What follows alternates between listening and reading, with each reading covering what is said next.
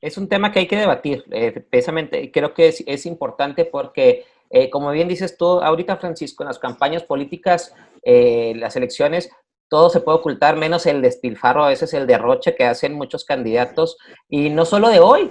Recordemos 1994, una de las primeras acusaciones que se le hizo al entonces candidato a gobernador de Tabasco, Roberto Madrazo, fue de haber cuadruplicado el gasto oficial en financiamiento público por parte de empresarios. Lo hemos escuchado aquí de candidatos en diferentes puestos de elección popular y se nota, se nota. Hay un dicho que dice que no se puede ocultar ni el amor ni el dinero, y en una campaña política el dinero es muy evidente. Entonces sí es un tema que hay que seguirlo debatiendo, es importante, porque pero también, Francisco, una cosa que yo decía en los debates de estos 15 días, es que también la democracia mexicana es muy cara por la desconfianza.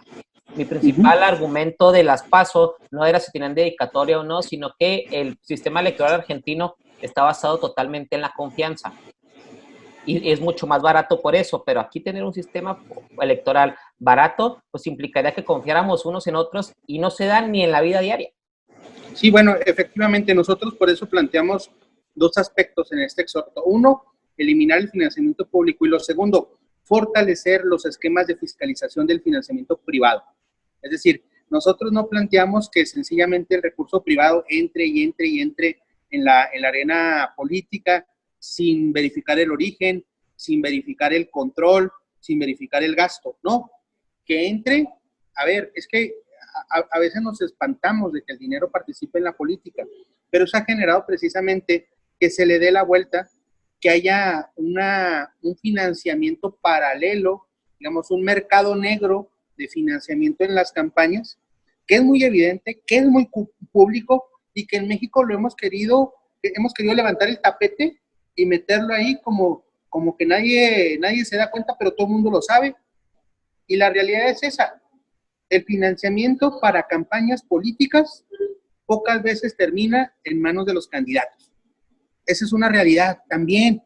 Oye, se acaban las campañas y de repente el coordinador de campaña o el presidente del comité de administración, casa nueva, carro nuevo y todo, y el candidato perdió y el candidato ni cuenta. Así es, o sea, es una simulación completa y me parece que un gran esfuerzo que tenemos que hacer es evitar esta simulación política.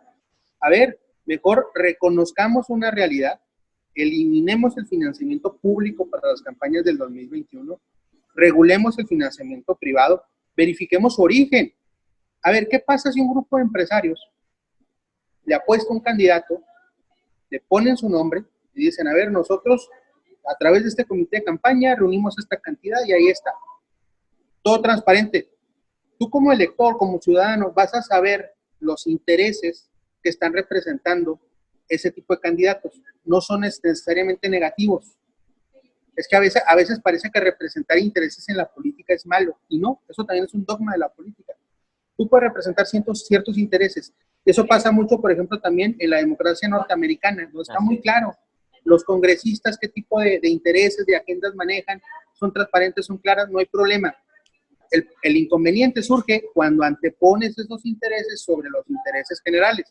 Ahí sí, pero precisamente por eso ahí va a estar muy claro. ¿Y qué pasa si un empresario te financia y pone su nombre?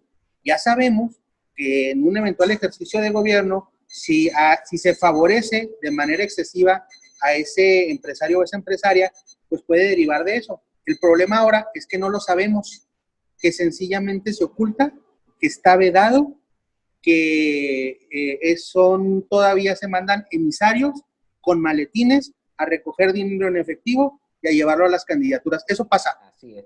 Pues es un tema muy interesante, Francisco. Y el otro asunto que ustedes propusieron es fortalecer la iniciativa Yo Elijo Regidor, la cual, desgraciadamente, digo, las PASO le quitaron mucho protagonismo. ¿De qué se trataría esta iniciativa Yo Elijo Regidor y cómo pretenden fortalecerla, Francisco? Mira, es una iniciativa impulsada por más de 80 organizaciones de la sociedad civil. Surge de la sociedad civil, eso me parece muy importante enfatizarlo, tenerlo muy claro. Son organizaciones tanto de Ciudad Juárez, de Chihuahua, de Parral, de Delicias, de Cuauhtémoc, quienes elaboraron una propuesta con la finalidad de que las y los regidores sean electos mediante voto directo. Actualmente, las regidurías se ocupan a través de un listado que acompaña al candidato o la candidata a la presidencia municipal. Uh-huh. Y ahí va tu lista de regidores. Si tú votas por el presidente, pues votas por los regidores y entra toda la planilla si es ganado. Y hay una representación proporcional de quienes no ganan. Eso genera, por ejemplo, en Ciudad Juárez, que el 80% de las y los regidores vivan en el mismo distrito electoral local. Un distrito de cierto nivel de ingreso. Uh-huh. Eso a su vez genera que no haya mucha conexión con otros puntos de la ciudad. Yo le pregunto a la gente que nos escucha aquí en la ciudad de Chihuahua, ¿en dónde viven sus regidores? Yo te garantizo que también un porcentaje muy importante vive en la misma zona de la ciudad. La iniciativa Yo Elijo Regidor reivindica la representación de las regidurías en los cabildos y las vuelve más cercanas al ciudadano. Porque ¿a quién vas a tener como regidor? A tu vecina o a tu vecino. Sencillo. Y esa persona va a conocer que te falta la luz, que hay muchos baches, que hay inseguridad, que faltan empleos en ese sector, que las áreas verdes están descuidadas, en fin, ese regidor va a responder de manera directa. Ya no es una representación genérica e intangible, teórica, sino que está directamente marcada en un contexto territorial determinado en los municipios. Entonces, ese es el primer punto. Okay. El establecer la elección directa de las regidurías a través de demarcaciones municipales. La iniciativa original planteada, por ejemplo, en el caso de Parral, en el candidato a la alcaldía van 9 regidores en la planilla. Se planteaba tener 7 demarcaciones municipales y tener 2 regidurías de representación proporcional. También se reducía el número en los cabildos. Lamentablemente, esto ya pasó por la Comisión Primera de Gobernación y ahí se resolvió que no se reduciría el número de regidurías y que si bien sí se votó a favor la elección directa de regidores, esto operará hasta 2024. ¿Y por qué hasta 2024? Bueno, porque tal vez hacerlo en el 2021 representaba algunas complejidades operativas para hacer las demarcaciones municipales, para que el IE y el INE firmaran un convenio de colaboración para realizar esta demarcación. Y bueno, se planteó que finalmente fuera hasta el 2024. Nos parece un avance, tal vez no todo lo que se esperaba. Sin embargo, nosotros creemos que es una buena ruta justamente para fortalecer la representatividad en los ayuntamientos y, digamos, bajar la representación del regidor o regidora a la tierra, pues, a lo más tangible, al territorio donde se palpan estas problemáticas sociales. Oye, ¿hay algún estado del país que ya lo haga así, Francisco? Nayarit tiene un sistema similar, ha sido positivo, tiene resultados interesantes. En Estados Unidos, igualmente, si nosotros lo vemos aquí en Texas, los regidores son electos de esta manera y creo yo que es una ruta adecuada, correcta, fortalece la representatividad. Hay responsabilidad más directa del regidor, ya no tanto con el alcalde o alcaldesa, sino directamente con el ciudadano, que finalmente es quien lo eligió, quien le va a exigir y de quien depende su reelección. Su reelección ya no depende solamente de una negociación política para ponerlo en una lista, sino de haber hecho su trabajo y poderle responder al electorado que lo puso ahí. Fíjate que le vamos a pedir a nuestro colaborador Rafael Vargas Pasalle de Tepic Nayarit que nos ahonde en este tema de Nayarit, cómo se ve el proceso, incluso buscar actores para poder fomentar este debate, porque es importante saber que si ya se aplica en otro lado, cómo funciona y cuál fue el proceso.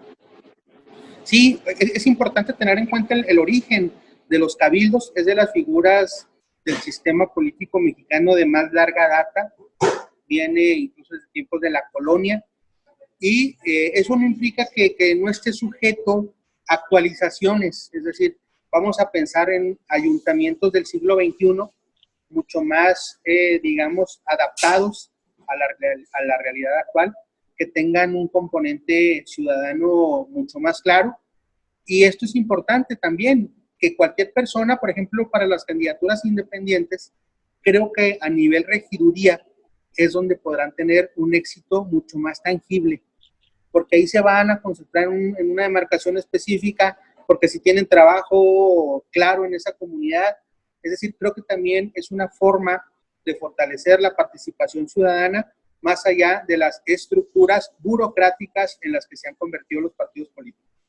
Pues fíjate que son dos propuestas muy interesantes de las que habremos de profundizar, sobre todo la experiencia en Nayarit me llama mucho la atención y bueno, tenemos el contacto allá para debatirlas e incluso fortalecer el debate y sobre todo que se comenten y que ahorita que la gente pues le pedimos que siga en casa, la gente que pueda esté atenta a esos temas electorales también, porque si bien quizás se aplican hasta 2024, es importante debatirlos, madurarlos y participar.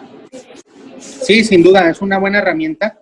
A veces parecen temas abstractos o intangibles para la ciudadanía, sin embargo, repercuten directamente en su día a día, inciden en su calidad de vida, representan una forma de participación política y, por tanto, esperemos que poco a poco pues, la ciudadanía chihuahuense se involucre más en estos debates importantes y no lo dejemos como un tema exclusivo de políticos, porque ya vimos lo que ha pasado con eso.